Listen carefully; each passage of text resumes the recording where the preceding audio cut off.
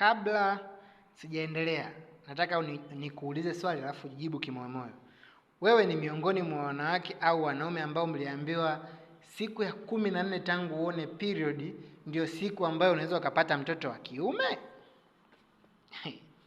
Sawa.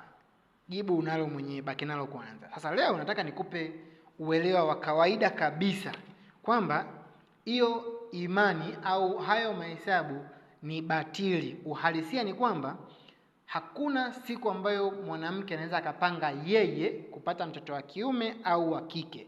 Kinachosababisha mtoto wa kiume hapo atokee ni ubora au spidi ya kiwango cha mbegu za mwanaume.